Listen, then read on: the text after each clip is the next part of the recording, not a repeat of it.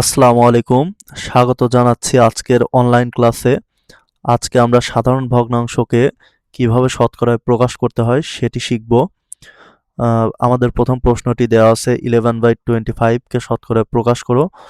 দ্বিতীয় প্রশ্নটি আছে 3/4 কে শতকরায় প্রকাশ করো এবং তৃতীয় প্রশ্নটি আছে 5/6 কে শতকরায় প্রকাশ করো।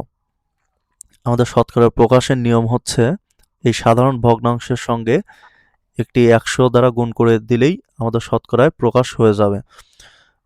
তো প্রথম প্রশ্নটির সমাধান আমাদের সলিউশন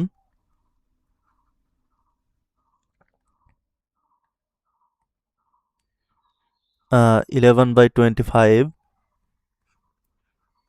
এর সঙ্গে একটি 100 দ্বারা গুণ করে দেব। গুণ করে দিয়ে আমরা একটি শতকরার চিহ্ন দিয়ে দেব, পার্সেন্টেজ চিহ্ন, এটাকে বলা হয় পার্সেন্টেজ চিহ্ন। তাহলে আমাদের 4/25-এ 100, তাহলে আমাদের হবে 44%, অর্থাৎ 11/25-কে শতকরায় প্রকাশ করলে হয় 44%। দ্বিতীয় প্রশ্নটি আমাদের 3/4 একে শতকরায় প্রকাশ করো, তাহলে আগের মতোই 3/4-কে লিখব এবং একটি 100 দ্বারা গুণ করে দিব।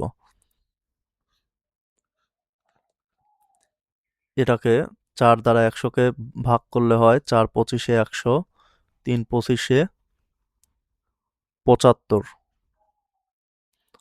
অর্থাৎ 3/4-কে শতকরায় প্রকাশ করলে হয় 75%।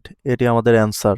তাহলে আমাদের তৃতীয় নাম্বার প্রশ্নটি, অর্থাৎ 5/6-কে শতকরায় প্রকাশ করলে কত হবে সেটি আপনারা কমেন্ট বক্সে জানান। সকলকে ধন্যবাদ। আসসালামু আলাইকুম।